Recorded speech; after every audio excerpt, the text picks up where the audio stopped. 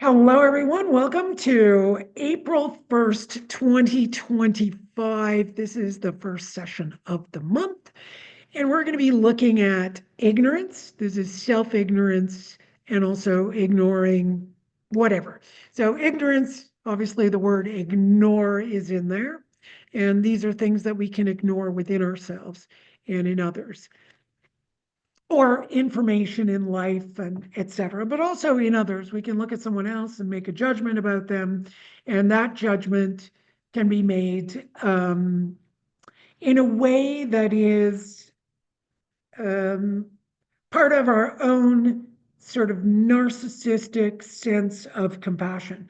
So judgment can be reinforced by narcissistic compassion. So what I mean by that, if we take the word compassion, compassion, with suffering. Passion is suffering, and we're with that suffering. So if I'm with the suffering of someone else, I'm just with it. I don't judge it. I don't manipulate it. I don't do anything. If they ask me for help, sure thing. Obviously, if they're drowning, I might go and help save them. But if they try to drown me, I might let go. All right. So we're doing things in the sense of what is occurring in reality, what is occurring in the world. Now you could say maybe we don't know what reality is. If you slow down, you might just see that whatever is happening right now without your mind could be reality, could be, but it might not. We don't know if we're in a simulation or not. And so many times, now that AI is out there and um, living on computer and watching people just sit together at dinner like this. You see people in lineups like this. People are not talking to each other. People are not.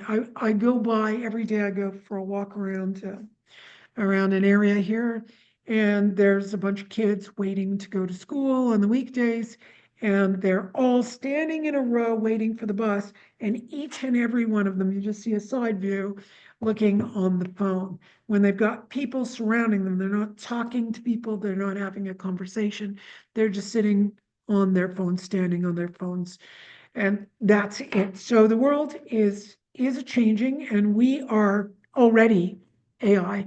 And if we are a computer simulation now, I could also bring that to the belief in God, or the belief in everything's matrix, or the belief in the universe and divinity. However you want to look at the metaphysical, it doesn't matter. Whether it's AI, whether it's, we're a computer simulation, whether it's God or not, doesn't really matter. Whatever is metaphysical and whatever is physical, we need to have access to what is metaphysical. When I think of people like Dostoevsky and George Orwell, somehow they were in tune with what was going to happen decades later. In Dostoevsky's case, 200 years later, he was able, no, 100 years later, able to predict that, millions and millions of people would be killed because of a particular ideology. So today I drew a tarot card, and all of this that I'm talking about came up as the devil. The devil is where we are blind. The devil really, really, really, really, really, really focuses on ignorance. It really looks at, what am I ignorant about? And the greater my ignorance is, and the more I spend up here in the mind, and it's not saying that the mind is bad, not saying that there's something superior. Some people feel like the heart is superior. It's not. Nothing is superior. We need all of it. And that's what we're trying to engage in during this session, to really, really bring that sense up. All of these different parts are really important, even if they seem opposing. So that the head may sound like it opposes the heart. So a lot of people say, be in your heart, be in your heart, be in your heart, get out of your head, be in your heart. Not necessarily. You might need your head to figure out how to do something, how to plan things. All of that may be very important. When you're in your heart, when you think the heart is superior, then we can be subject to narcissistic compassion. That means we don't really know what compassion is. We don't understand it as to be with suffering. and we begin to think that our way, wow, this one's really strong. I feel like something's preventing me from saying this. So you can feel the energy of, I'm really tuning into the energy of those who believe their compassion is the best. If you believe your compassion is the best, you know how to be compassionate, you may be victim to narcissistic compassion. Compassion is just being with someone suffering, like your kid crying. It's simple. Your friend is hurting, you're with it. That's it. That's all. That's it. Not much more. Once it starts to become, compassion is non-directional. Once it becomes directional, you are now in judgment, you're back in your mind. That's where narcissism starts to take place and occludes the natural sense of wherever the heart is connected to in divinity and the divine.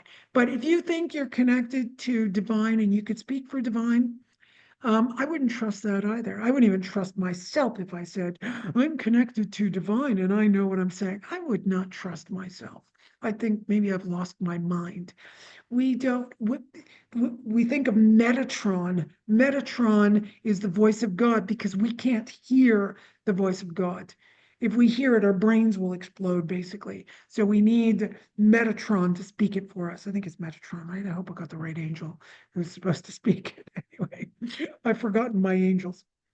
So let's work with this arrogance that comes from ignorance, what we ignore, what we don't look at, and it becomes arrogant and it becomes this sort of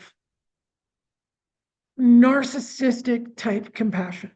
I would like, you don't have to accept that this is what you do, but what I'm doing right now is saying, let this work and all the people supporting us find that part in me. If you want to do that for yourself, please do, because you're going to be healthier if this session can help find it. I can't see it in me, maybe little glimpses of where I think I know a little bit better than someone else. I can see that. Find those places in you. So we'll stop ignoring. Stop ignoring. Okay, I can feel the gut brain now trying to come in. So we've got the head brain clearing up, the heart brain clearing up. Now the gut brain wants to clear up. By the way, so this session is going to release our ignorance. It's really going to release it. It's going to release where we get arrogant. It's going to release where there's the know-it-all you, right? So we can be way more balanced in the all. By the way, it is hard to be balanced in the all of everything.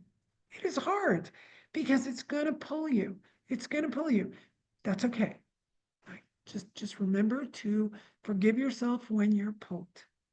Forgive yourself when you're pulled in a direction, right? You might see something terrible occurring. We don't want those terrible things to occur. We don't want people to be hurt. We would like a really nice life, but we have to remember it can happen because there is ignorance out there. Breathe, and we're going to allow it to move through our bellies. So you could get, a more robust bowel movement after this session. I can already feel it's helping to move it out. And those of you who are willing to help with everyone else in the universe, only if you're willing, you can do that as long as there is no fear.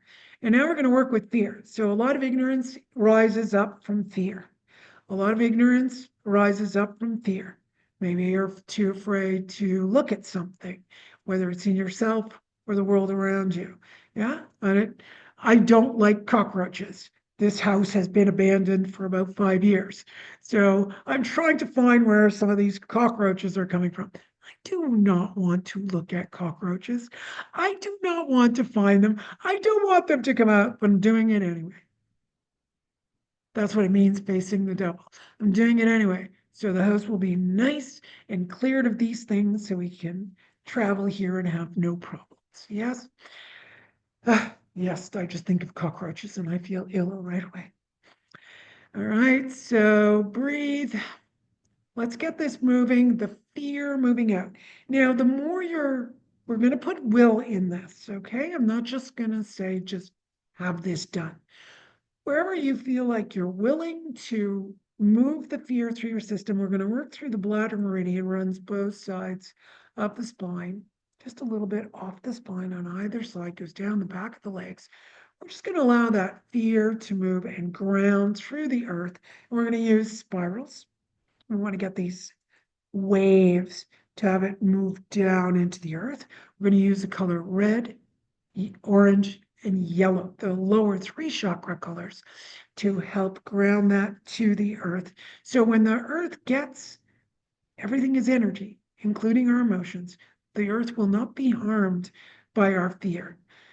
It's only harming us within the body because we have thoughts about it. The earth will take that and use the energy. That's all it's going to do. It's not fear to the earth. The earth will just take it and use that energy to make light, especially in this case, red, orange, yellow, more brilliant, and feed it back to us cleansed. Breathe, breathe. Feel those colors. Just feel those colors. Wow, they're such hot colors, and I can feel my legs totally chilled. They're kind of cold and freezing, and moving that fear out. The fear of, there's a lot of fear going out in being able to express oneself. This has been going on within humans for generation upon generation because we're too ignorant to talk about a subject, and it's so much easier just to, oh, I'll just shut you down, or you just shut me down, instead of having the conversation. And breathe. So the more we can retain that sense of centeredness, we're holding everything, the easier it is for us to have difficult conversations. And usually the most difficult conversations that we have are with the closest members of our family. When there's a disagreement in family, we find those conversations difficult. Oftentimes, if someone doesn't have the same viewpoint, those conversations are difficult.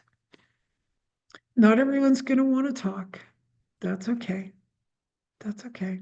They don't have to. We don't force anyone. But if they do want to talk, I can be in the best place possible to be able to express what I feel and think, but not about you. Not about the other, unless there's actually an offense going on that is harmful, not imaginary. We're working with this imagination that we have, this place where we create stories, right? We have all kinds of stories in our head. We can even think of a conversation we're about to have, and we can think about how we think it's going to go. It's never going to go the way you think it's going to go. Never, never, never, never. It's something surprising will always come out. That's because that conversation is based in our own ignorance, our own lack of true compassion. We kind of go, oh, if you had compassion for me, you would listen to me. No, no, no, that's narcissistic.